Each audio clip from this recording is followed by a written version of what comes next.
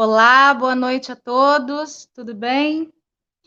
Hoje a gente está dando início a mais um bate-papo do Ecossistema Brasília Educacional. Nossa live hoje vai falar sobre sociedade, cerrado e sustentabilidade, um tema muito atual, um tema muito importante. Quem vai estar com a gente hoje é a professora doutora Rosângela Correia. Ela é historiadora, antropóloga, diretora-geral do Museu do Cerrado. Está aí. Boa noite, professora, bem-vinda. Boa noite, Maria Carolina. É um prazer estar aqui com você. Muito obrigada.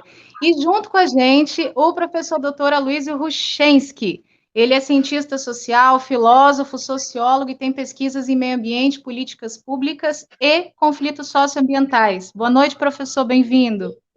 Boa noite a vocês que estão aí conosco e boa noite a todos os ouvintes. Hoje a gente está começando um formato diferente. Até então, as nossas lives, as aulas magnas têm acontecido, né? Sempre num bate-papo individual, um ping-pong. Hoje nós estamos com vocês dois, convidados incríveis, para abrilhantar esse assunto. A gente vai abrir, pessoal, a partir de agora, o chat para as perguntas, porque faremos a apresentação em um formato diferente, tá? A professora Rosângela vai fazer uma explanação agora sobre o bioma cerrado, vai trazer algumas características. O intuito é apresentar o bioma em si. Em seguida, a gente tem uma apresentação também do professor Aloysio, já num contexto de políticas públicas, um contexto conectando com a sociedade. E aí, na sequência, a gente abre para o bate-papo, para a leitura das perguntas, esse momento interativo, tá certo? Então, quem já tiver conectado e quiser, as perguntas forem surgindo, já pode colocar aí no chat, que a gente já vai registrando, e depois entramos para o nosso bate-papo, tá bom? Professora Rosângela, fica à vontade, é contigo. É um prazer imenso estar aqui com vocês. É uma oportunidade ímpar de estar falando sobre a minha paixão, que é o Cerrado. Eu sou professora na área de Educação Ambiental e Ecologia Humana da Faculdade de Educação da Universidade de Brasília e diretora-geral do Museu do Cerrado, que é um museu virtual que vocês poderão acessar qualquer hora do dia, da noite, qualquer lugar do Brasil e do mundo. E eu vou estar falando, ao final da minha apresentação, sobre o museu. Então, eu vou compartilhar aqui com vocês a minha apresentação para facilitar as questões que eu quero destacar nessa noite, né? Uma vez que a gente não tem muito tempo. Então, Aldo, eu posso compartilhar aqui a minha apresentação, né? Pode sim, professora. Ok.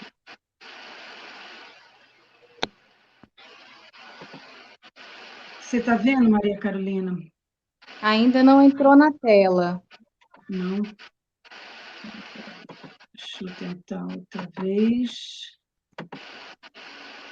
Agora foi.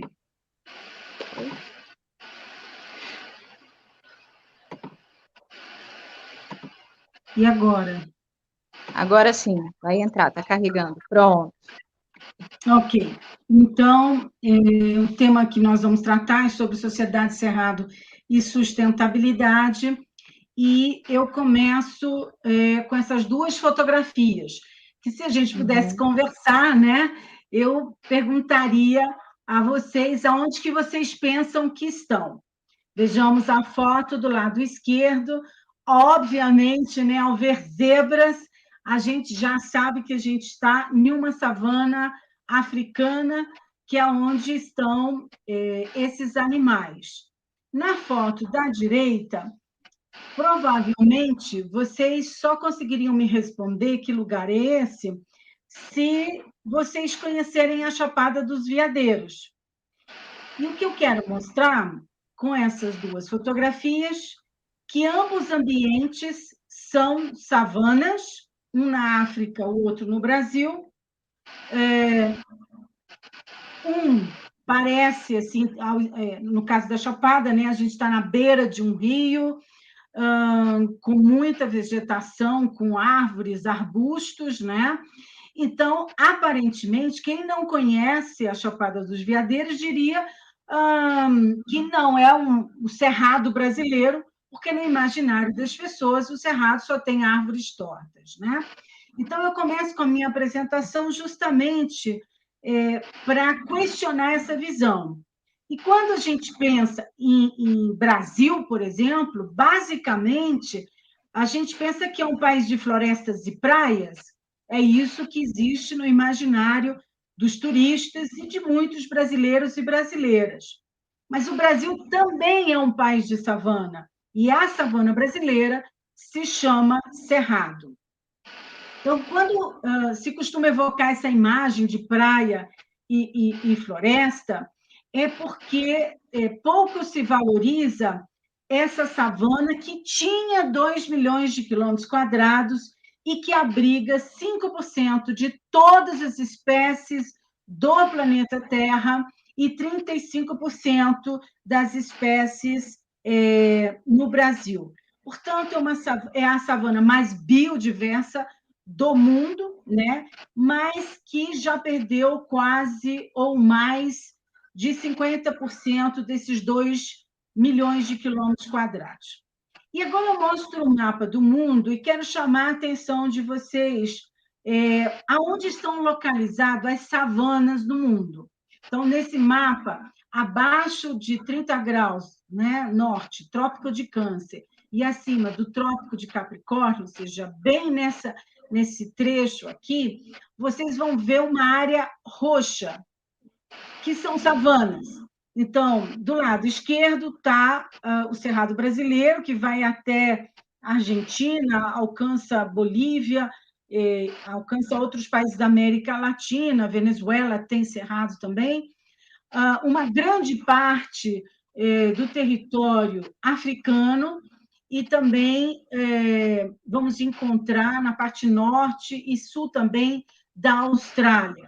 Mas o que quero destacar nesse mapa também é que as savanas que existem na África e na Austrália é uma savana com muitas gramíneas, mas que estão muito próximas de áreas de deserto.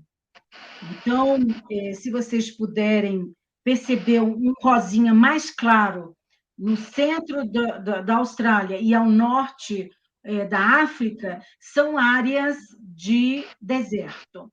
E, no caso brasileiro, a gente não tem o deserto no nosso território, porque a gente tem um bioma muito importante, que é a Amazônia, e a conexão profunda, né, entre a Amazônia e o Cerrado é imprescindível para que nós tenhamos essa enorme biodiversidade e não tenhamos desertos, e eu vou explicar um pouquinho melhor daqui a pouco.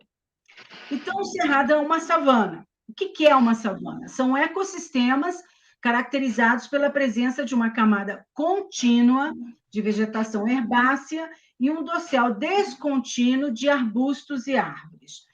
Então, geralmente, sim, as pessoas acham, ai, que linda a floresta, é muito exuberante, é linda e maravilhosa, né? Eu não tenho dúvida disso. Mas vejam bem, quando você... Não sei se vocês conhecem a floresta amazônica, eu já estive acampando na floresta amazônica, né?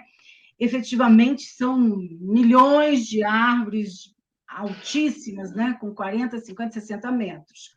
Então, para você apreciar a Amazônia, você basta ir para a floresta, olhar para cima e se admirar com as árvores, e árvores imensas, né? Tanto horizontalmente como verticalmente. Mas para apreciar o Cerrado, você precisa se ajoelhar na terra e olhar para um pedacinho de chão que pode conter dezenas de espécies únicas que, de outra forma, você não perceberia. Então, o que eu gostaria de destacar a vocês é que, como diz o meu filho Bruno, que é biólogo, né? Ele também já fez pesquisa na Amazônia. Mãe, é incrível, você tem um monte de mamíferos, de répteis, anfíbios, em 1 quilômetro quadrado, está ali, na cara, você vai andando e vai vendo os bichos. No Cerrado, não é assim.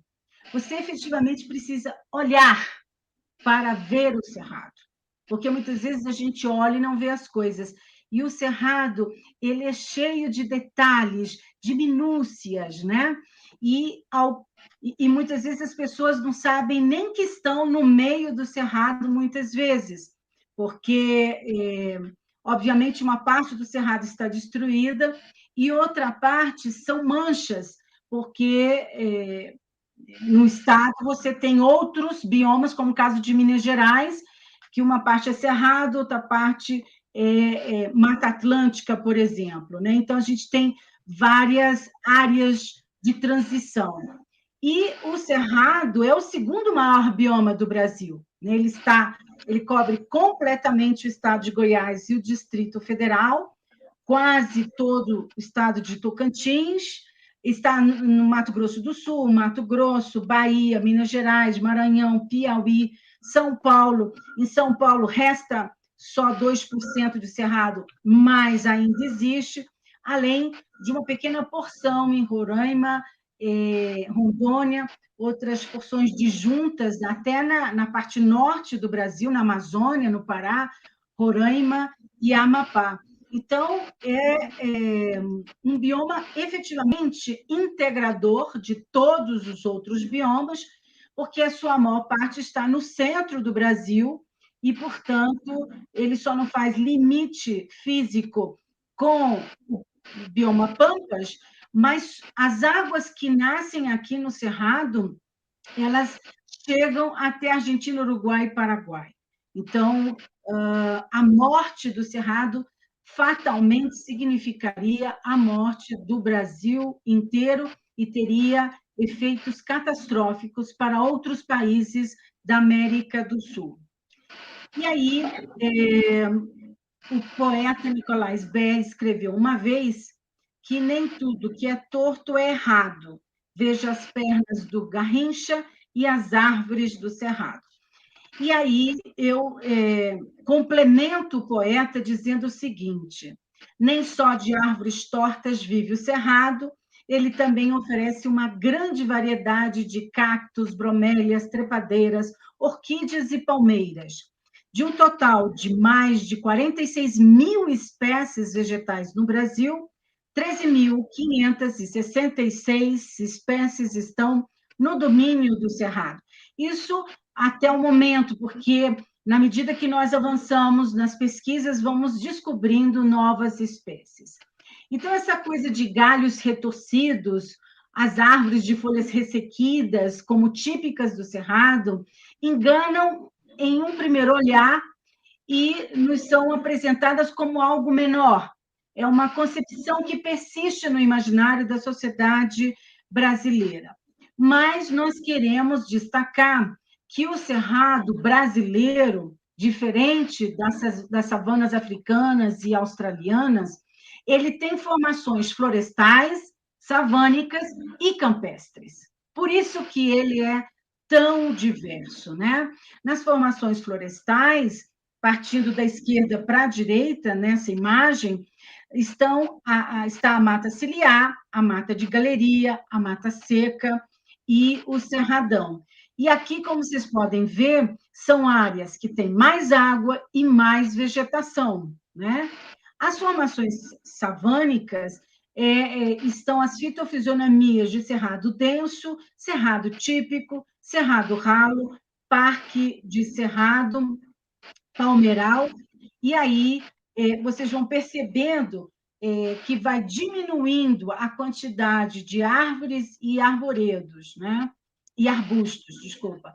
Então, vai diminuindo também a quantidade de cursos d'água, né? Até a gente chegar nas formações campestres, que é o campo rupestre, campo sujo e campo limpo, que são áreas onde as gramíneas dominam, né? Essa diversidade de fitofisionomias também vai repercutir na diversidade de fauna, né? E aí é muito importante a gente perceber a conexão entre fauna e flora, que tem como resultado uma biodiversidade expressiva, né? Então, as formações florestais do Cerrado englobam os tipos de vegetação com predominância de espécies arbóreas, com formação de dossel contínuo. A mata ciliar e a mata de galeria são fitofisionomias associadas a cursos de água. Então, quando as pessoas dizem assim, o Cerrado não tem água. Hello, tem água sim. E tem água justamente nesse tipo de formações florestais, né? Que podem ocorrer em terrenos bem drenados ou mal drenados. Então, a mata seca e o cerradão ocorrem nos interflúvios, em terrenos bem drenados, sem associação com os cursos d'água. Mas mesmo quando a gente não vê a água na superfície, o cerrado tem água sim. E por que ele tem água? Porque ele é uma floresta invertida. Ou seja, quando a gente tem, por exemplo, uma árvore, né, de 3 metros, ela vai ter 3 vezes mais de tamanho, a raiz vai ter 3 vezes mais de tamanho.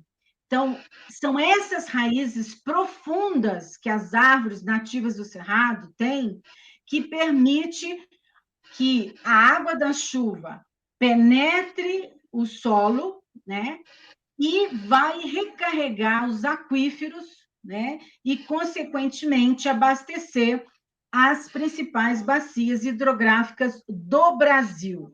Então, de 12 bacias hidrográficas, 8 nascem no Cerrado, e nós temos essa riqueza, esse patrimônio nacional do Cerrado, mesmo quando ainda não seja reconhecido pela Constituição Brasileira de 1988, mas um dia vamos conseguir esse reconhecimento, é um enorme patrimônio hídrico nacional, né?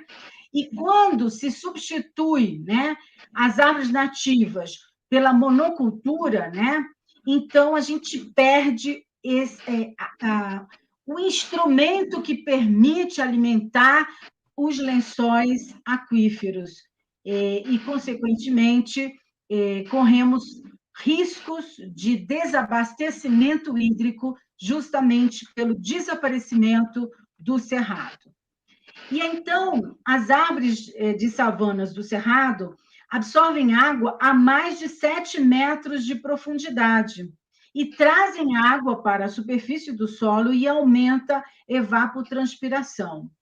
Então, nós temos uma enorme diversidade de árvores, como a copaíba, sucupira branca, aroeira, piqui, biriçu, jacarandá do cerrado, gomeira, os ipês, que são tão famosos, pau-doce, buriti, peroba do cerrado, cagaita e etc. Então, infelizmente, né, as pessoas são capazes de plantar só mangueira, jaca, amora, né? Não tem nada contra essas frutas, mas nós temos comprovação científica que os frutos do cerrado são muito mais nutritivos que pera, uva, maçã e mamão e melão. Então, nós deveríamos plantar nos nossos quintais as árvores do cerrado, tanto para termos frutos para nós comermos, mas também alimento para as aves, para os insetos, assim como poder alimentar os lençóis freáticos, né? E muitas dessas plantas medicinais, dessas árvores, são plantas medicinais, né? Então, o cerrado é uma grande farmácia que, ao longo de séculos, tem permitido a cura dos povos indígenas e comunidades tradicionais. Não sei se vocês aí na sua região conhecem o pau de leite, pé caraíba, bolsinha de pastor, pau santo, lixeirinha, sucupira preta, orelha de macaco, barbatimão, quina do cerrado, cafezinho do cerrado, vassoura de bruxa, maminha de porca, que são algumas das espécies arbóreas medicinais, né? Então, por exemplo, um pau santo, né? Na medicina popular, as folhas são elas servem para tumores, né? E para dores de dente, infecções. Então, a possibilidade de cura de todas essas espécies são infinitas, e uma parte delas tem sido comprovada cientificamente sua validade curativa. Obviamente, com toda essa biodiversidade, o Cerrado tem muitas flores. Flores vermelhas, flores roxas e azuis, amarelas, vermelhas, brancas. E é justamente na seca, quando as pessoas se queixam muito da seca, é quando o Cerrado está mais florido e, portanto, mais cheiroso. E mesmo quando passa assim, uma queimada, né? E infelizmente, 95% das queimadas são criminosas, né? O cerrado resiste a morrer e muitas vezes a gente encontra algumas dessas flores no solo queimado. E essas flores são polinizadas por alguns dos 14.425 espécies de insetos, que representa 47% da fauna estimada para o Brasil. Portanto, a maior diversidade da fauna do Cerrado está nos insetos, né? Insetos esses que são comidos, né, por muitas outras espécies, né? Mesmo quando nós humanos não gostamos, né? Não valorizamos os insetos, mesmo quando eles são importantes até para a economia do país, na produção de remédios e etc., né? Em geral, como mamíferos que somos, gostamos de mamíferos. Então, achamos lindo uma onça-pintada, um tamanduá-bandeira, uma capivara, assim, porque são animais que chamam a atenção, especialmente das crianças. Mas nós não temos grandes mamíferos, como na África, né, que tem elefante, leão, hipopótamo e etc. Os mamíferos do Cerrado são de médio a pequenos mamíferos, né? Os peixes do Cerrado são também mais de 1.000 espécies, de todas cores e tamanhos. Aqui no Distrito Federal, nós temos até uma espécie endêmica que está em processo de extinção, que chama pirá brasília, que é essa primeira espécie do lado esquerdo, na parte superior, né?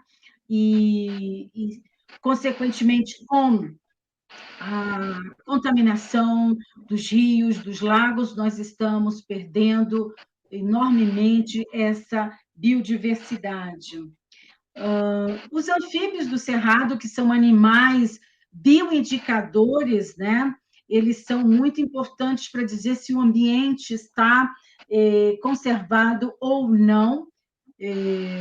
Esse é um trabalho que nós fizemos no Museu do Cerrado, as fotos são do Bruno Correia, justamente para a gente chamar a atenção sobre os sapos, pererecas e rãs, né?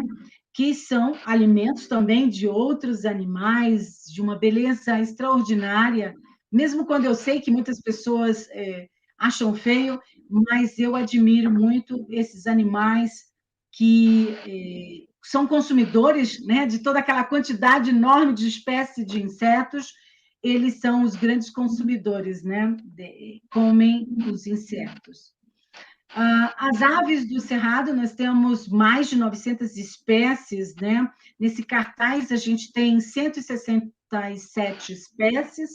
Todos esses cartazes vocês poderão baixar no Museu do Cerrado, e são de uma beleza extraordinária, diferentes tamanhos, cores fantásticas. Aqui no jardim da minha casa, como tem muitas árvores, muitos desses pássaros são meus visitantes diários, né?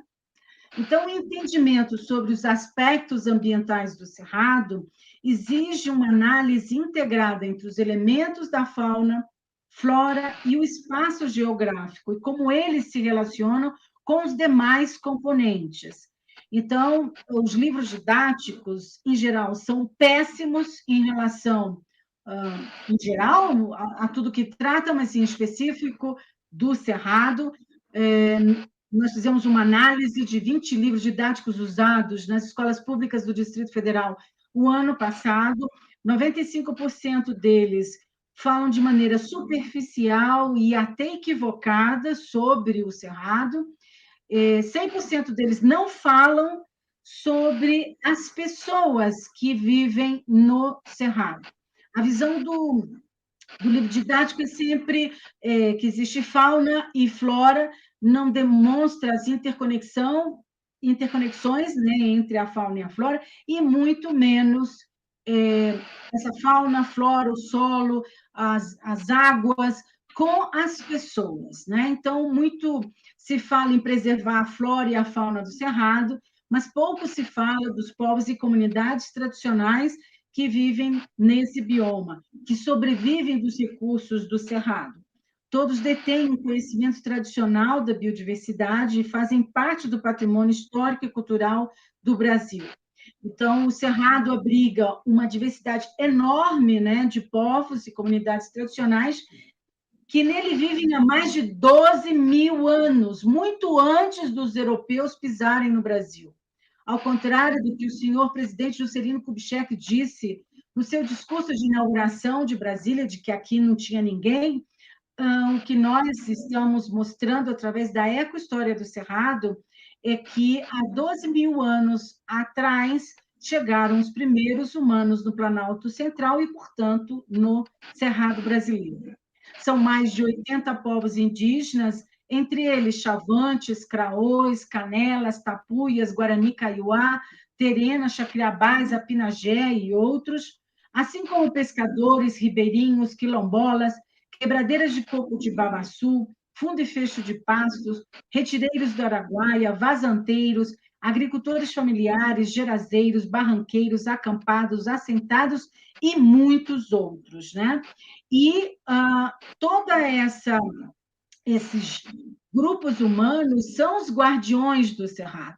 Com eles aprendemos e honro, né, a cada um desses povos que tanto lutam, né, para manter o Cerrado em pé.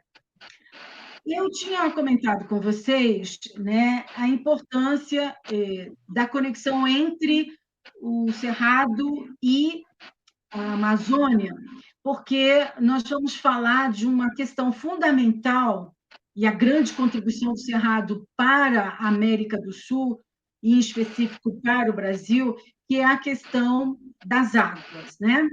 Então, no Oceano Atlântico, produz-se uma evaporação intensa, né, que carrega as nuvens de umidade. Essas nuvens são impulsionadas pelos ventos que avançam para a floresta amazônica, aí caem em forma de chuva e se recarregam da umidade que evapora da vegetação. Do lado da Amazônia, então, a gente tem a Cordilheira dos Andes, né? Essa cordilheira faz com que essa chuva fique concentrada na Amazônia e contribui, consequentemente, para a formação dos rios amazônicos. E aí, essa umidade, né, que está na floresta amazônica, que saiu lá do Atlântico, né, ela vai cair sobre o Brasil até a bacia do Rio do Prata. Então, quando essa chuva sai da floresta amazônica, né, que se evapora, né, nós chamamos de rios aéreos, e que está sendo destruído com o desmatamento. Mas é importante a gente lutar para não destruir a floresta amazônica, não só por sua biodiversidade, sua importância para o clima, etc., mas, fundamentalmente, para abastecimento dos grandes centros urbanos no Brasil, onde 80% da população brasileira, né, de 210 milhões de habitantes, moram, né, e precisam de água. A indústria precisa de água, a agricultura precisa de água, tudo o que nós fazemos precisa de água, né? Então, quando essa umidade da floresta amazônica passa pelo Planalto Central, ela é absorvida pelo solo do cerrado e armazenada nos lençóis freáticos, né? Na medida que existe uma expansão agrícola no cerrado, isso vai estar causando seca na Amazônia, como vocês devem estar acompanhando aí nos últimos anos pelos meios de comunicação, porque a monocultura ela recicla 60% menos água do que a vegetação nativa. Então, a única maneira da gente manter a água no nosso território é mantendo a vegetação nativa, né? Então, Antônio Donato Nobre, que é um dos cientistas do INPE, né, disse: essa espécie de quadrilátero formado entre o centro-sul do Brasil e a bacia do Rio da Prata seria desértica se não fosse a Amazônia. Então, quando eu mostrei para vocês o mapa no início da minha apresentação, né, o que faz com que o Brasil não tenha esse deserto é justamente a proximidade da savana brasileira com a Amazônia. E aí, consequentemente, o Cerrado é a caixa d'água do Brasil, que vai distribuir, né, essas águas para todos os biomas brasileiros, uma vez que possui 19.864 nascentes, ou seja, 23,6% de todas as nascentes brasileiras, além de rios e reservas subterrâneas, realizam um importante serviço ambiental, porque ela funciona como uma gigantesca caixa d'água, né? Mas essa caixa d'água está sendo degradada em função do desmatamento pela conversão agropecuária, pela intensificação agrícola, que tem provocado inúmeros conflitos pelo uso da água, né? Pelas invasões biológicas com a penetração de gramíneas africanas, alteração do regime do fogo, né, com sucessivas queimadas, o aflorestamento através da silvicultura, expansão do eucalipto e etc. O fato é que o desmatamento, só no mês de março desse ano, foi de 529,3 quilômetros quadrados. Então, tanto quanto a Amazônia, o Cerrado está sendo desmatado, um total de 13,8% de aumento em relação aos 3 primeiros meses do ano passado. E os estados mais desmatados foi Tocantins, Minas Gerais, Bahia e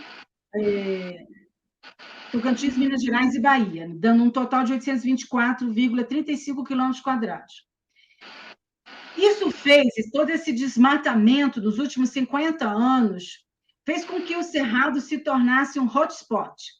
O que são hotspots? São regiões no planeta Terra que concentram altos níveis de biodiversidade e endemismo, ou seja, espécies que só existem naquele lugar do planeta Terra e que estão ameaçados de destruição. E esses hotspots são prioridades para a conservação e alvo de programas e políticas mundiais que visam a sua proteção.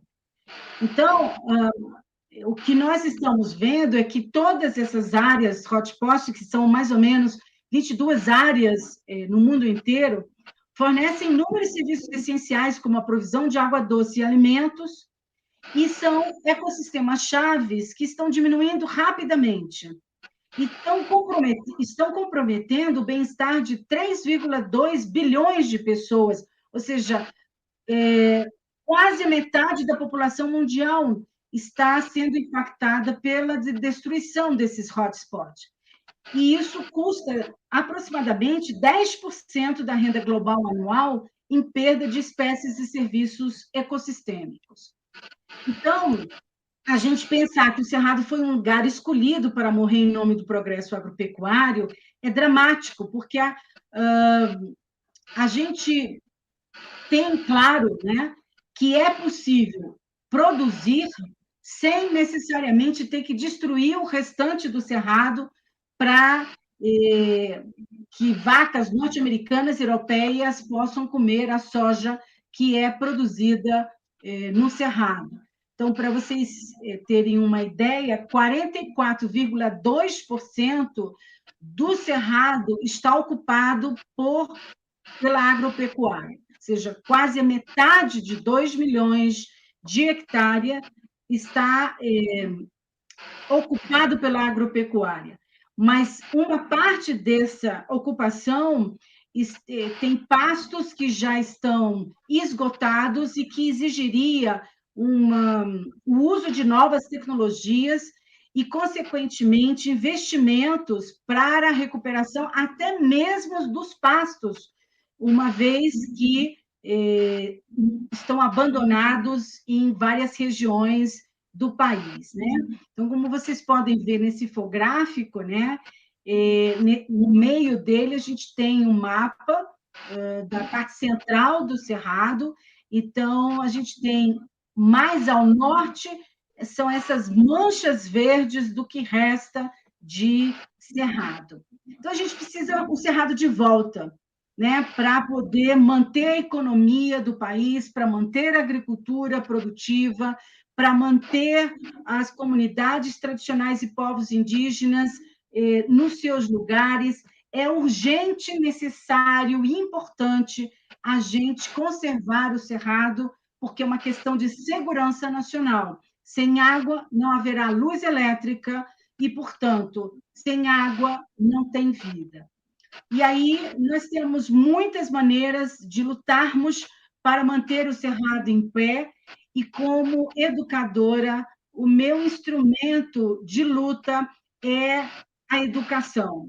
E através de todo um esforço nos últimos 20 anos, né, a gente tem buscado estratégias pedagógicas para alcançar o maior número de pessoas, não só dentro das escolas, mas em toda a sociedade brasileira. Por esse motivo, em 2017, precisamente no dia 18 de junho, nós criamos o Museu do Cerrado, que é um museu virtual, para mostrar as diferentes facetas do Cerrado, desde paleontologia, arqueologia, gastronomia, fitoterapia, turismo, arte, agrobiodiversidade, enfim, vocês terão a oportunidade de visitar o museu, né, www.museucerrado.com.br, e nós também divulgamos informações, notícias no Instagram. Então, eu peço a vocês que curtam a gente lá, né, @Museu Cerrado. No Facebook, a gente mantém o Ecomuseu do Cerrado La Isaderne, que está hospedado no Museu do Cerrado, e assim a gente está abrindo a boca para mostrar as belezas, os cheiros, as cores, os sabores, os saberes, de tudo de belo, de forte, de lindo que existe no Cerrado. Então, eu termino aqui a minha apresentação, não quero mais tomar o tempo do professor Aloísio, e agradeço muito, muito, muito a oportunidade de estar falando do meu querido Cerrado, do nosso Cerrado, porque ele é do Brasil inteiro. Obrigada, gente.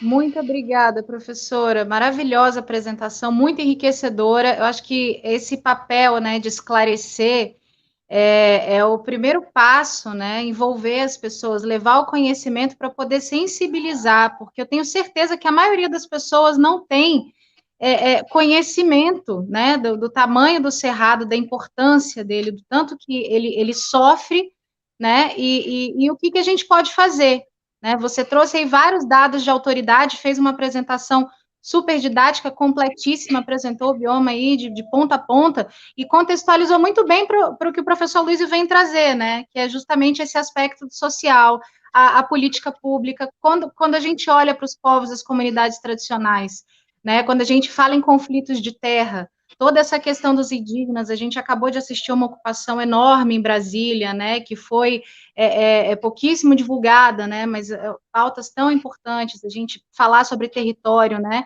Falar sobre legitimidade, e tudo isso dialoga com a questão econômica, né? Então, quando a conta de luz, a conta de água encarece, isso também tem a ver com a área que está sendo derrubada, né? Também tem a ver com a soja que está sendo plantada, e eu não vou criminalizar a soja, mas a gente tem que partir de uma realidade, né?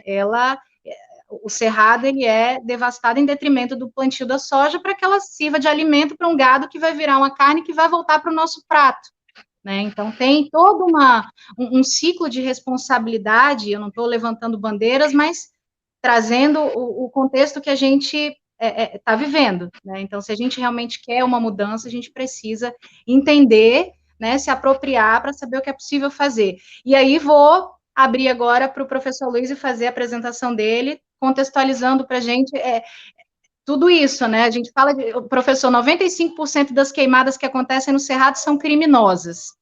Como é que a gente começa falando sobre conflito de terra? Por onde que a gente começa falando sobre todas essas questões delicadas que envolvem sociedade, sustentabilidade e bioma cerrado?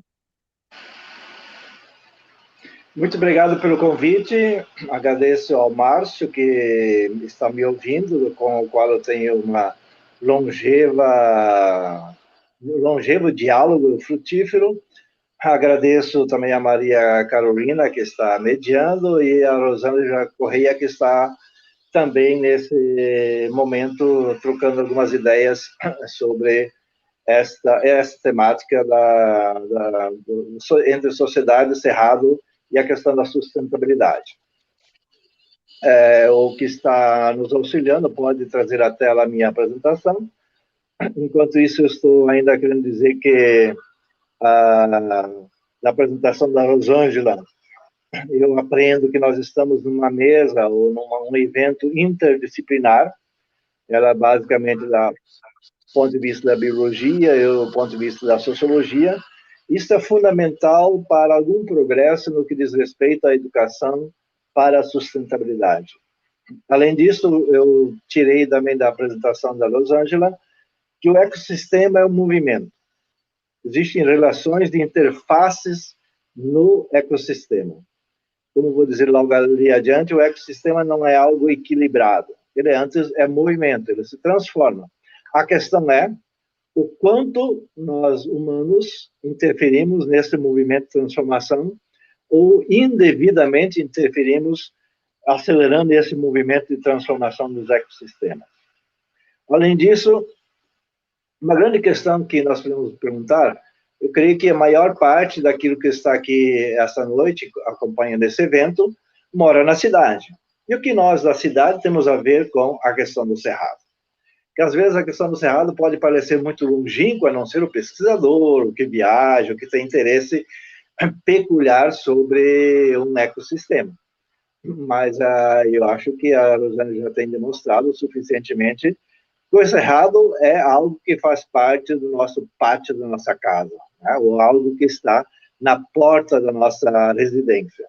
Então, isso é uma questão importante.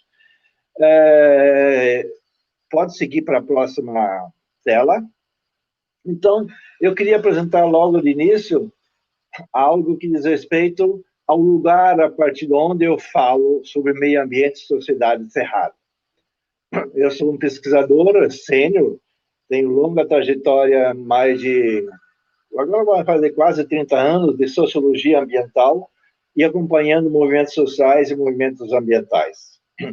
E uma das preocupações minhas, além das desigualdades, são os conflitos em torno do território, em quase todos os biomas brasileiros que eu já tenha visitado. Embora eu esteja morando no Sul, e a maior parte da minha vida morei aqui no Sul, mas também já estive em pesquisa, onde estive menos é no bioma amazônico, mas eu estive lá no Mato Grosso, visitando as fronteiras até a Bolívia.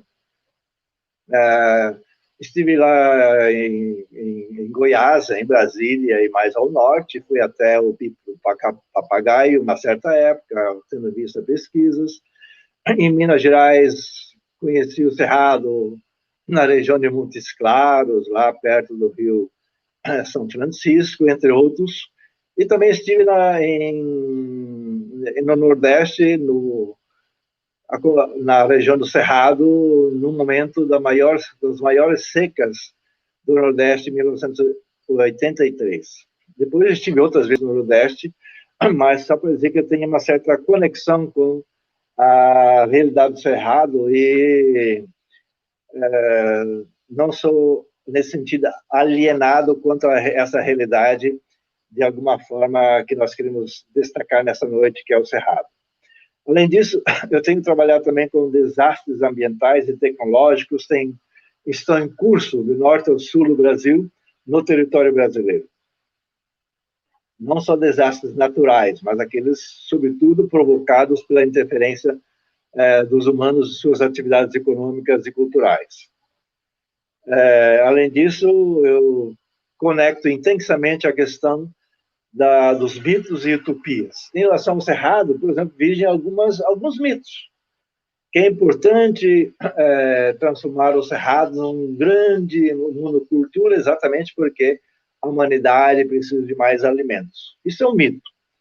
É como se o Cerrado pudesse ser, a ocupação da Amazônia pudesse ser a salvação das necessidades da humanidade. Isso é um mito, porque efetivamente faz algumas décadas que nós sabemos que não é somente aumentar a quantidade de alimentos que vai saciar a fome dos sedentos de água e de alimentos do mundo. Pelo contrário, a grande utopia está colocada em outra dimensão, que é tentar utilizar para a produção uma parte do cerrado e preservar outra, exatamente para que possamos ser sustentáveis. Ou seja, a sustentabilidade aqui tem a ideia de longevidade, não da imediatez da economia. A economia, eventualmente, nesse caso, é aquela que produz mitos e que nós, frequentemente, somos convidados a endossar esses mitos. Mas, além disso, eu sou um otimista que aposta nas capacidades dos seres humanos de reinventar-se e de seguir adiante para produzir a liberdade de decidir o seu futuro. Pode passar a próxima tela. Ainda do lugar onde eu falo, que é a questão o quanto os meus pés e as minhas mãos e as minhas ideias estão conectadas entre si. Frequentemente temos um conjunto de ideias que parece um amontoado de coisas, né, que às vezes não são conectadas de forma coerente com o ecossistema no qual nós habitamos. Então, eu tento proporcionar à minha vida uma certa coerência entre aquilo que eu penso e aquilo que eu faço, ou seja, onde estão minhas mãos e os meus pés com aquilo que eu penso. Pode seguir. Além disso, eu sou um cidadão que sabe que habita numa sociedade onde se consagra um ser humano como um árbitro, aquele que tem o apito na sua mão, ou como um imperador sobre a natureza. Isto é parte da modernidade que nos habita. E esse ser humano se arvora a ter o mandato, seja da conservação, da sustentabilidade, ou seja, da própria eliminação dos grandes ecossistemas, como é o caso do Cerrado. Então, esta é uma realidade que nos habita. Pode seguir. Além disso, vamos pensar um pouco qual é o lugar do Cerrado brasileiro, como nós nos conectamos com ele. Como a Rosângela destacou, o Cerrado é um palco de conflitos. Esses conflitos são menos destacados nos meios de comunicação a nível nacional do que outras regiões ou ecossistemas. Mas lá temos conflitos de territórios, de povos tradicionais, temos conflitos na agropecuária, temos conflitos no agronegócio, temos conflitos na extração mineral, haja visto que alguns dos grandes desastres ocorreram na região do Cerrado, né? É o caso da mineração, não só ali, mas é um dos últimos e grandes eventos muito controvertidos no cenário nacional. Temos as atividades extrativistas, seja as tradicionais, seja as mais contemporâneas, como é a soja, a cana-de-açúcar, entre outras. E temos também o desemprego na região do Cerrado, porque, afinal, a questão da modernização não necessariamente rima com a expansão de empregos. Temos desmatamento, temos ONGs, muitas ONGs no Cerrado, que lutam arduamente para manter viva a vida e a riqueza do Cerrado propriamente dito. A crise hídrica que atualmente se abate sobre o território nacional, ela está mais acentuada nesse momento. Mais importante é reconhecer que o Cerrado tem um regime pluviométrico bem diferenciado, diferente de boa parte da Amazônia e muito mais diferente do sul do Brasil. E aí, o Cerrado, de fato, pode ser visto como o pai das águas do Brasil, na medida que alimenta bacias na direção norte, bacias na direção oeste, bacias na direção leste e bacias na direção sul. Ou seja, ele, de fato, para além da bacia do São Francisco, ele é um grande divisor de águas no Brasil. E, portanto, ele é fonte de alimentação de boa parte das grandes bacias hidrográficas no Brasil afora. Isso é importante destacar, exatamente para que reconhecer não só o ecossistema, mas o que nos aflige nesse momento, que é a crise hídrica e que atua sobre a produção de alimentos, sobre a produção de energia, entre outros aspectos. Pode seguir. Além disso, algumas vezes os biólogos, aqui não estou falando da Rosângela em particular, mas biólogos e alguns outros cientistas falam que a natureza está em desequilíbrio. Eu sou antropóloga, eu não sou bióloga. Ai, desculpa.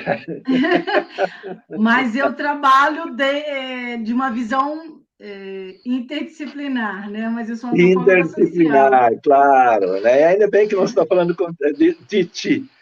Mas, de qualquer forma, por vezes você fala que o desequilíbrio ecológico, desequilíbrio ambiental. Eu diria que essa não é uma visão muito adequada do ponto de vista antropológico e do ponto de vista sociológico, na medida que, efetivamente, o que importa é reconhecer que os ecossistemas são movimento, eles são dinâmicos, eles têm muitas interfaces, eles se modificam também ao longo dos milhares e milhares de anos. O que nós talvez podemos dizer que está em desequilíbrio são as relações entre os próprios seres humanos, né, que não consideram uns aos outros de forma equiparada como iguais. As desigualdades entre os seres humanos, isso sim, é um grande desequilíbrio que interfere profundamente no que diz respeito aos ecossistemas que também são habitados pelos seres humanos. Existe, portanto, um desequilíbrio que diz respeito ao nexo dos seres humanos com os bens naturais. Esse sim é um desequilíbrio. E essa compreensão, de alguma forma, afeta profundamente a nossa vida cotidiana e a nossa visão do mundo. Qual a nossa visão de mundo que temos em relação àquela que é a relação entre os bens naturais e as atividades humanas? Essa figura que aparece ali é exatamente como, de alguma forma, a modernidade, a tecnologia ajuda a transformar o Cerrado e sacrificando parcela daquilo que é a riqueza da humanidade. Pode seguir. As políticas públicas no que diz respeito ao cuidado ambiental do Cerrado e os desafios da legislação para a proteção ambiental no Cerrado. Aí é importante destacar que a legislação, de alguma forma, não nos falta.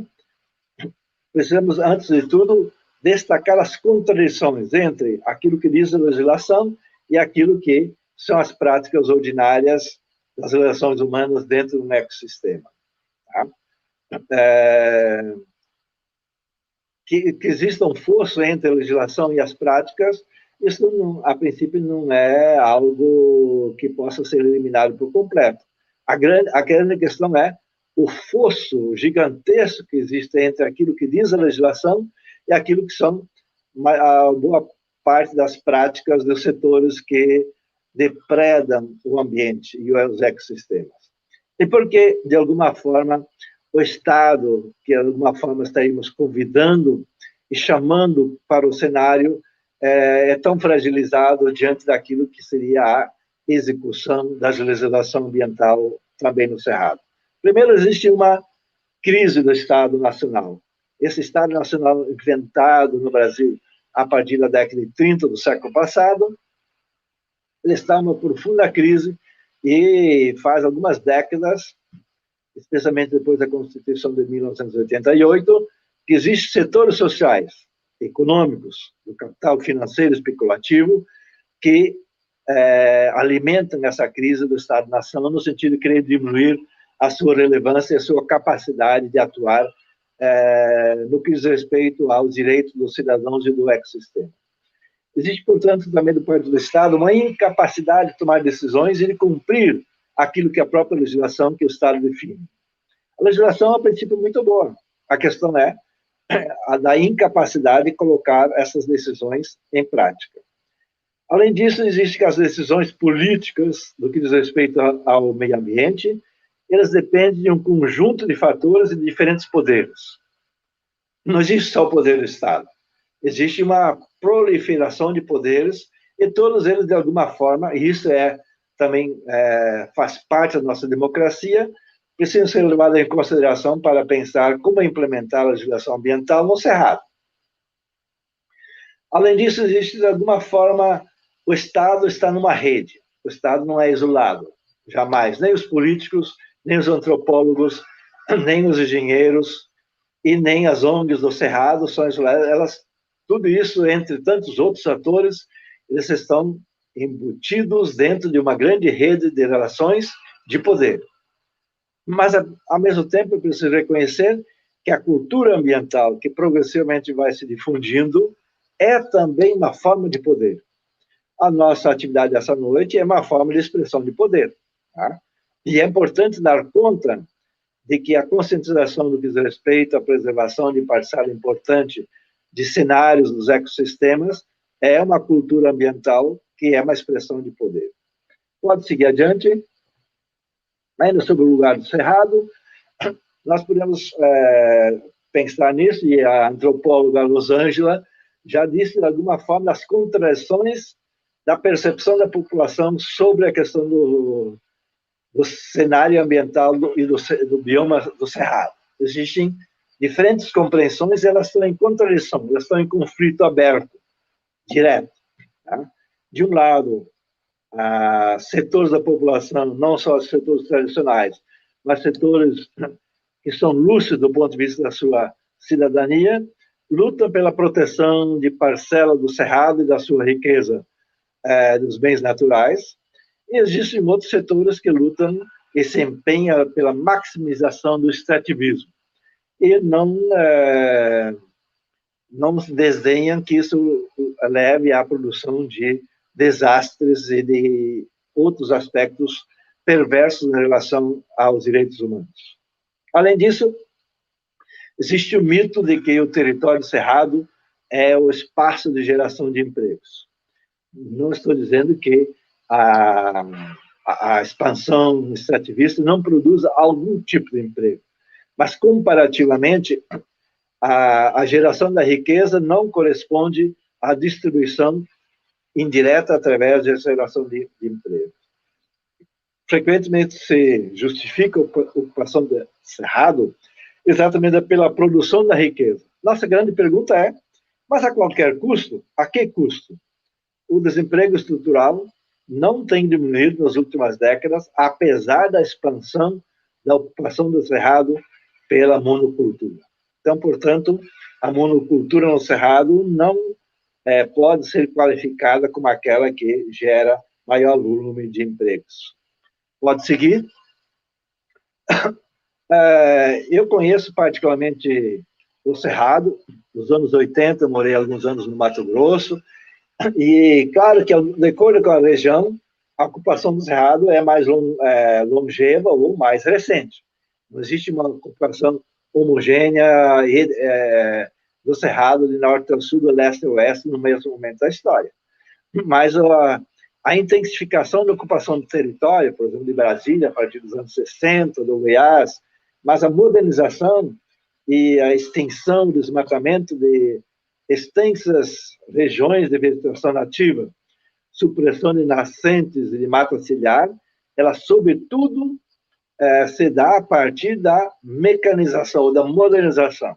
Portanto, a tecnologia que aumenta a produtividade, ela é também uma expressão, um mecanismo pelo qual se suprime as nascentes, a mata ciliar, a vegetação nativa, e também boa parte do bioma, né? Ou seja, boa parte daquilo que é a vida ativa nesse aí. E essa revolução tecnológica no Cerrado, que eu digo que tem um pouco mais, em torno de 40 anos, ela utiliza grandes quantidades de insumos químicos, ou seja, a possibilidade da produtividade do Cerrado, na monocultura, é exatamente na medida em que ela, utilizando implementos agrícolas, mecanização, mas também a intensificação dos insumos químicos que procedem da indústria. Ou seja, esta revolução é a indústria indo ao campo. Não é o campo por si mesmo.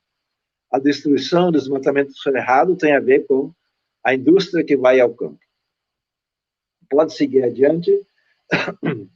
A questão, um outro lugar para o Cerrado brasileiro, e que nos preocupa muito, como envolver os cidadãos nesta questão, como furar essa bolha de dialogar sobre o meio ambiente, o Cerrado, a sustentabilidade, com quem não é ambientalista, com quem vive na cidade, muito tranquilo.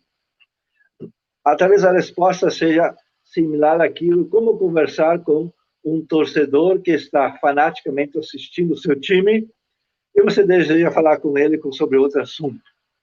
Ou um adolescente que está no seu jogo de videogame e você deseja trocar algumas ideias com ele sobre um outro assunto totalmente distinto. Algo similar se dá também em relação a essa questão de furar a bolha, de dialogar com setores que estão, de alguma forma, abismados com sua capacidade de consumo, ou mesmo aqueles preocupados com a sobrevivência cotidiana. Como materializar essa ideia de conectar-se com uma ecologia integral, com temas que, a princípio, parecem abstratos, mas, de fato, não são? Eu diria que não há outra alternativa a não ser conectar com os movimentos sociais das lutas de preservação do Cerrado e as lutas sociais e ambientais. Pode seguir? O grande desafio exatamente numa época de tamanho crescimento tecnológico, tamanho crescimento da produtividade brasileira e de consumo tecnológico, como dialogar com as nossas gerações. Ou seja, não existe só uma geração nova que está abismada pelos movimentos tecnológicos. Acontecem desastres, estiagens, crise energética, hídrica, tragédias de diversos tipos, poluição, pandemias, envenenamento dos nossos alimentos, e, ao mesmo tempo, nos dá a impressão da maioria dos brasileiros estarem como que cegos, surdos e mudos diante dessa realidade. Eu estou apontando isso para dizer que esse desafio é gigantesco, né? E tudo isso acontece e as pessoas mudam tão pouco o seu modo de agir e de pensar. E talvez a pedagogia das catástrofes e dos desastres, do envenenamento, produz algum efeito. Há que avaliar em que medida esse tipo de pedagogia, a partir da perspectiva da catastrófica, produz algum tipo de resultado. Eu não sei exatamente qual o resultado produz. Cabe a todos nós avaliar o quanto a preocupação com o futuro não promissor nos pode fazer mudar de rumo. Pode seguir? Como propor uma outra meta? E aí, claro, para pensar o Cerrado, isso a Rosângela destacou muito bem, precisamos ultrapassar o paradigma da economia e, quiçá, sair do paradigma econômico para pensar algo diferente para essa destruição em curso, seja na Amazônia, seja no Cerrado, seja no Pantanal e algum outro bioma brasileiro que, nesse momento, está sendo intensamente destruído. Como sair desse paradigma econômico? Quando eu digo sair do paradigma econômico, não é deixar de produzir economicamente, mas subordinar a questão da economia a uma lógica da ética e dos direitos humanos. Isso é fundamental.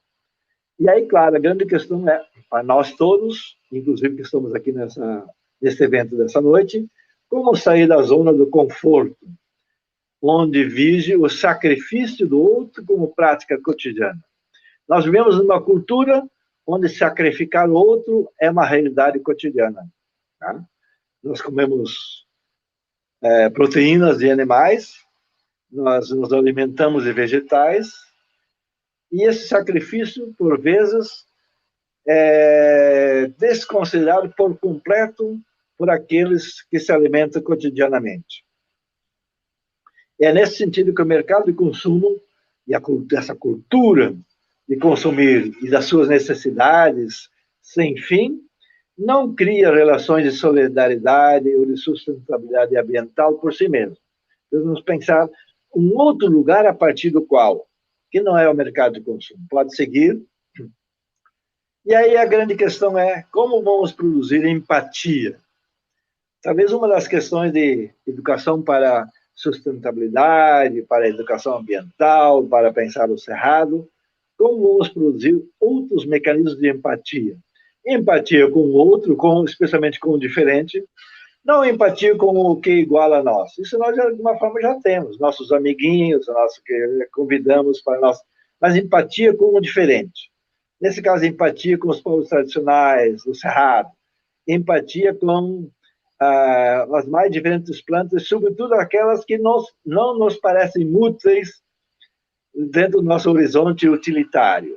Então, essa questão da empatia, de cada um fazer a sua parte. Como vamos quebrar essa bolha de nos relacionarmos com o nosso próprio egoísmo? Como vamos animar uma ação na qual se articule as lutas ambientais, as lutas por justiça social, no sentido de pensar no outro, para além de nós mesmos. Claro, existe aí um grande desafio que é a modernidade dos nossos direitos, que é ao final dessa tela, aumentam seus direitos dos cidadãos, os benefícios dos cidadãos, econômicos, sociais, culturais, mas, ao mesmo tempo, está em declínio a capacidade de reprodução das condições dos ecossistemas. Isso é uma grande contradição, isso é um paradoxo. Pode seguir? E agora, encerrando, qual o outro lugar para o Cerrado brasileiro, que é a questão da empatia, produzir empatia com aquilo que poderia ser dito como o potencial utópico. Temos que alimentar um potencial utópico cá entre nós. Tá? Um potencial utópico. Isso é denunciar e ter ações conjuntas entre diversas entidades, alimentar-nos com pesquisas científicas, ao mesmo tempo pressionar, do ponto de vista político, a agenda pública, mas, sobretudo, pensar como alimentar em nós e nos outros cuidados com os bens comuns da humanidade e da natureza. E, sobretudo, que os bens comuns da natureza são, sobretudo, também aqueles que nos devem fazer alimentar a nossa utopia de que a distribuição dos bens produzidos pela humanidade é a maior utopia que nos alimenta como solidariedade com o bem-estar da natureza e, portanto, a sustentabilidade. Muito obrigado e um abraço. Excelente, professor. Muito obrigada pelas contribuições. Eu quero pedir desculpa porque a minha imagem parou de aparecer na tela, o meu dispositivo do vídeo, ele parou, mas eu estava acompanhando aqui do outro, tá? A gente acabou de ter 2 aulas incríveis aqui, né, sobre sociedade, cerrado e sustentabilidade. A forma como você finalizou, professor, falando da empatia, né? Quando a gente fala da formação dos jovens, quando a gente fala... Nós estamos aqui, né, agora o nosso lugar de fala, né, enquanto ecossistema, todas as instituições do ecossistema, elas estão localizadas em regiões de bioma cerrado, né? Então, isso aí já é um ponto de partida para a gente provocar essa reflexão, né? E convocar não só os estudantes, mas docentes, todas as equipes a ter esse olhar.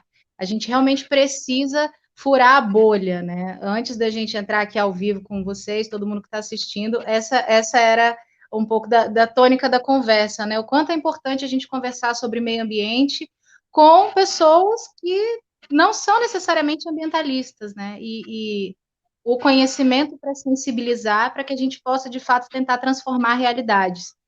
Eu quero agradecer muito essa participação.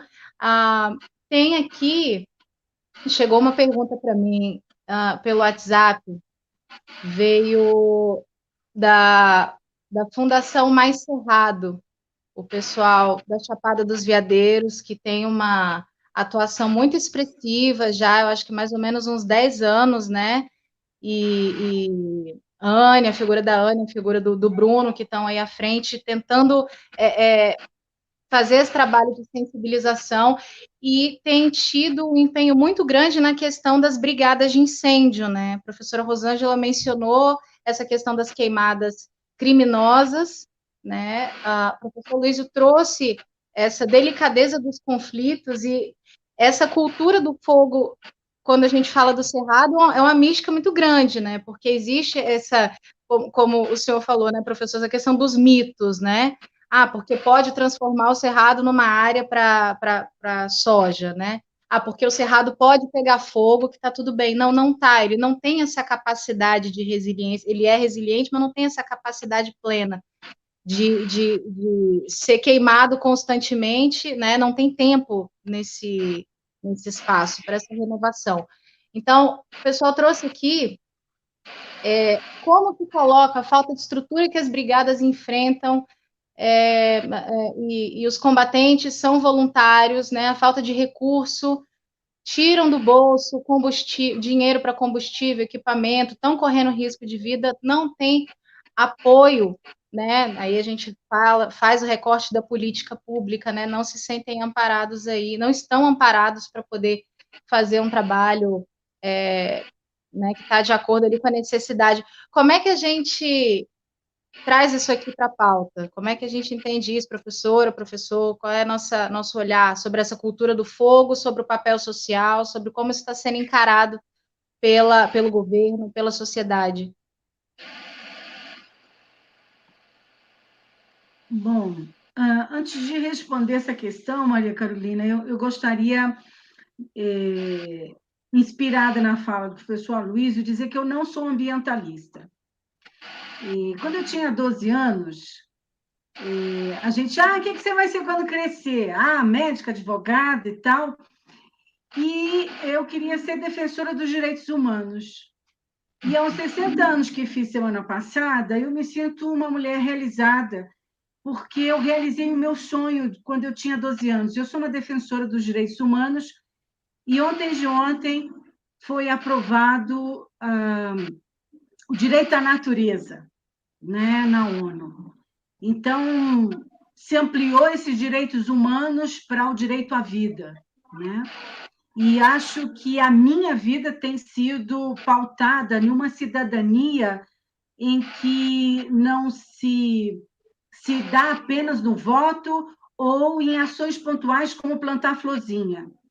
A minha cidadania, ela se dá no compromisso diário, desde aquilo que eu como, como eu ando na rua, né? Que tipo de transporte, como de fato se dá o meu consumo responsável, e a partir dessas ações individuais, onde tem uma preocupação com a minha ecologia interior, eu venho modificando atitudes, valores, crenças e comportamento. E essas mudanças, elas se dão no coletivo, tanto no lugar onde eu moro, no meu condomínio, na área de educação ambiental e ecologia humana da Faculdade de Educação da UNB, onde a gente está, nos últimos 25 anos, trabalhando nos mais diversos frentes, não só dentro da universidade, mas na sociedade civil, onde os coletivos são fundamentais para o sucesso da nossa cidadania. Não existe a menor possibilidade de sucesso de qualquer política pública se não houver, de fato, esses coletivos atuando em prol da vida, né? Então, a utopia, para mim, não é um impossível, a utopia é onde eu quero chegar. Cheguei próximo, às vezes alcancei, às vezes tem retrocesso, e enquanto vida eu tiver, irei lutar pelo Cerrado, porque sou uma serratense de corpo e alma. E aprendi com o mestre Paulo Freire, a quem honro nesse momento, e que foi meu padrinho quando eu me formei em 1983, que a pedagogia tem que ser do afeto, tem que ser do amor. E é por amor que eu estou nessa noite, é por amor ao Cerrado que eu criei o Museu do Cerrado. E é por amor que a gente defende aquilo que é justo, importante e necessário. Então, mesmo diante de todos os desastres que vêm acontecendo, em termos de política pública, da economia, das questões sanitárias, etc., eu ainda acredito na possibilidade de nós criarmos ações coletivas que pressionem a própria sociedade brasileira, que se encontra muitas vezes alheia às suas próprias necessidades básicas. Eu preciso de água, eu não preciso de Coca-Cola. E para eu ter água, eu tenho que manter o cerrado. Então, eu não sou ambientalista. Hello, eu tenho que cuidar da fonte. Se eu não cuidar da fonte, já era, não vai chegar água na minha torneira. Então, para quem nos ouve, não existe disputa, não deve existir disputa entre agronegócio e ambientalistas. Isso tem que acabar, porque o agronegócio precisa da água e, portanto, eles também têm que lutar por esse ambiente, porque, de outra maneira, não vai ter aumento de BIP, não vai ter aumento de lucro e não vai ter agricultura, assim de simples. Então, a lógica socioambiental, ela se dá a partir do momento que nós entendemos que esses brigadistas da Chapada dos Veadeiros não podem continuar tirando do seu bolso para poder salvar o Cerrado. A sociedade como um todo, a briga dos brigadistas para manter o Cerrado em pé, para salvar o Cerrado, não é a briga dos brigadistas, é uma briga que é nossa. A briga das comunidades tradicionais e povos indígenas não é a briga deles, é nossa. E é isso que nós precisamos, que a sociedade brasileira reconheça e conheça o Cerrado como patrimônio nacional. Muito bem, professora, obrigada. Professor então, Luiz... só uma contribuição a esse respeito, é que, efetivamente, os brigadistas de norte a sul do país, seja no Pantanal, seja no bioma cerrado, nos mais diferentes grandes parques muito importantes, eles são, de fato, pessoas abnegadas, que também se valem, é claro, da legislação existente para a sua ação. A grande questão é o quanto a sociedade vai considerar que essa atividade é uma atividade fundamental e prioritária no que diz respeito ao direito humano à natureza. Ou seja, como defender os direitos humanos e, ao mesmo tempo, defender os direitos da natureza. Essa é uma grande conquista e eu creio que ela está se difundindo progressivamente, embora a gente possa dizer que, no que diz respeito às queimadas criminosas no Cerrado, na última década não tenhamos grandes avanços. Pelo contrário, os crimes continuam. Temos aí o desmantelamento do Estado, que já não é mais um Estado que fiscaliza através dos seus órgãos, para poder tentar punir aqueles que cometem os grandes crimes, né? Além de, efetivamente, destacar maior volume de recursos financeiros e humanos para combater os grandes incêndios no Cerrado, no Pantanal ou até na Amazônia. Então, essa, de fato, é uma bandeira pela qual, mesmo longínquamente, qualquer um que preza a sua inserção no que diz respeito à defesa dos bens ambientais vai levar e vai destacar. Tá certo. Obrigada, professor, pela contribuição. Obrigada, professora Rosângela. Eu tenho alguns anos de trabalho voluntário, vou compartilhar uma experiência pessoal aqui rapidamente. Alguns anos de trabalho voluntário como comunicadora também ambiental. Já transitei entre diferentes setores, né, tanto na comunicação pública, quanto também comunicação institucional corporativa. E a pauta ambiental é uma pauta muito cara, porque quando a gente... muito cara no sentido de muito importante, né, muito preciosa, porque não é uma simples notícia, né? quando a gente comunica o que está acontecendo com o meio ambiente, a gente tem uma obrigação de educar. Então, a gente vai se formando, eu venho me moldando como uma educadora também nesse processo de facilitar essa comunicação, todo esse envolvimento que as pesquisas que vocês vão a campo e realizam, né, todas essas identificações, a malha geográfica enorme que o Cerrado alcança, todos os conflitos de terra, todos os interesses e as questões socioeconômicas que dialogam com o meio ambiente, né, tudo isso a gente precisa procurar entender para poder mastigar um pouco mais e tornar isso mais atraente e educativo para as pessoas, né? Então, o papel de quem está na pesquisa científica, o papel de quem está na educação em sala de aula e quem está estudando, né? Não pode fugir dessa pegada educativa, né? De sensibilização. Então, acho que esse momento aqui é um momento riquíssimo. Nós temos aqui várias pessoas assistindo e aproveitando, né, bebendo de toda essa fonte. A gente está aqui falando de água, Cerrado berço das águas, Cerrado caixa d'água, então a gente está aqui com fonte de informação boa, né, informação fidedigna. Em tempos de fake news, a gente precisa valorizar muito o conhecimento científico. Então, agradecer, abrir o espaço se vocês quiserem deixar alguma mensagem para os nossos estudantes, para os nossos docentes. A gente teve essa semana, foi dia do agrônomo, né? Agora dia 12 de outubro também, e agradecer aqui mais uma vez a presença de vocês, tá? E dizer que essa live, ela fica gravada, tá? Vai ficar disponibilizada no nosso canal. Quem quiser acesso às apresentações, entre em contato, a gente consegue disponibilizar, né? A professora Rosângela deu o link do Museu do Cerrado também, que tem todo aquele material de fitofisionomias, né, de aves e tudo mais, então, também é conteúdo rico aí que está disponível. E é isso, professores. Se quiserem se despedir, agradeço a todo mundo que está assistindo.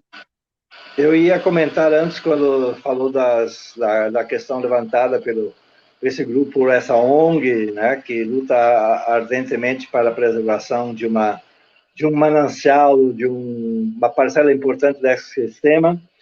Com alguma frequência, se insiste na legislação ambiental, né, como relevante, portanto, a atribuição do Estado, ou, de outro lado, se pauta pelo dizer que cada um deve fazer a sua parte. Eu diria que é verdade, nós hoje discutimos muito essa noite, cada um deve fazer a sua parte, mas isso, ao mesmo tempo, é insuficiente. Não basta que cada cidadão individualmente faça a sua parte. É importante, mas é insuficiente. Vamos pensar quais são, de fato, as dimensões coletivas, e que, no caso, tem a ver com as políticas públicas ambientais, quais são as práticas coletivas, nas quais nós inserimos movimentos sociais, ONGs, movimentos docentes, movimentos de pesquisadores, movimento da juventude, movimento das crianças, entre outros movimentos, para exatamente pensar em tanto a atuação no micro quanto no macro. Uhum. É claro que nenhuma política pública, como a Rosângela acabou dizendo, ela é eficiente se não tiver a adesão dos indivíduos, cada um fazendo a sua parte. Mas, ao mesmo tempo, a coleta seletiva não funciona se não tiver estruturado de forma coletiva.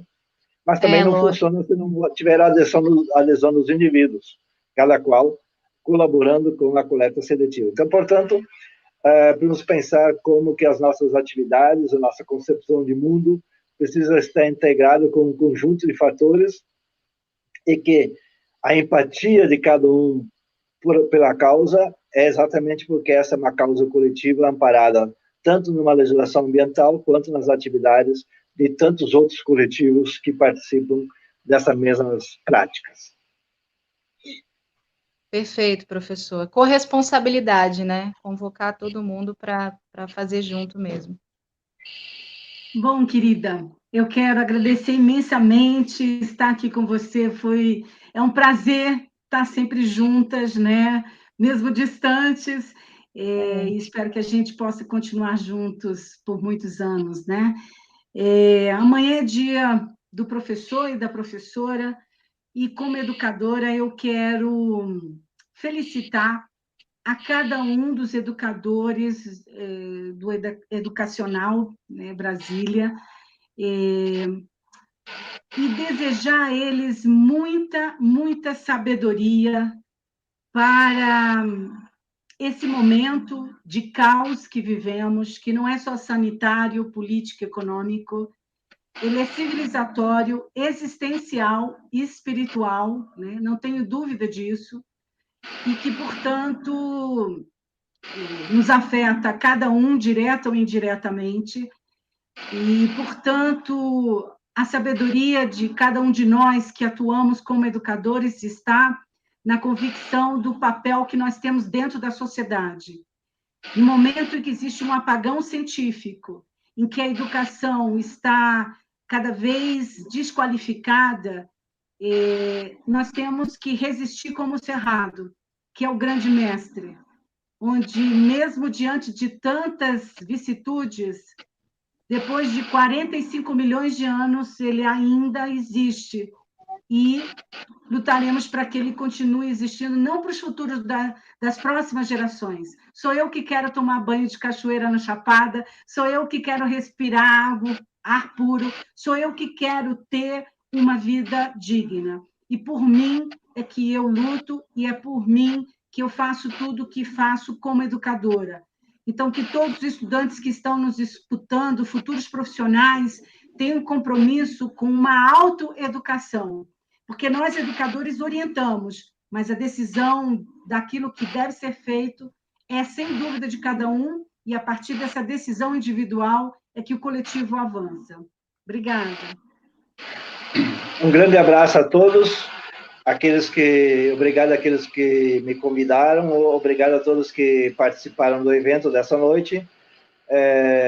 Se aprenderam tanto quanto eu aprendi nesta atividade essa noite, já está de bom tamanho. E eu também queria dizer que se muitas vezes você pergunta que ambiente deixaremos para as futuras gerações, talvez a pergunta que nós, educadores, devemos fazer: que geração nós vamos deixar para o ambiente e a sua conservação para o futuro? Ou seja, o ambiente mais precisa de gerações que sejam educadas de forma diferente do que preservar o ambiente. Porque, afinal, os grandes predadores são os seres humanos. Nós somos os grandes predadores, e que a grande utopia é exatamente tentar compreender que é possível uma cultura de sustentabilidade, de empatia com o diferente, e, no caso, de empatia com os mais diferentes tipos daquilo que é a biodiversidade, aquilo que é o ecossistema. Um grande abraço e boa noite. Perfeita colocação, professor. Bom, ficamos por aqui. Amanhã, Dia dos Professores. Feliz dia para todo mundo que está acompanhando. É uma honra caminhar nessa jornada e trabalhar com vocês, e ouvir e aprender. É sensacional, é uma experiência incrível. Sou bem grata.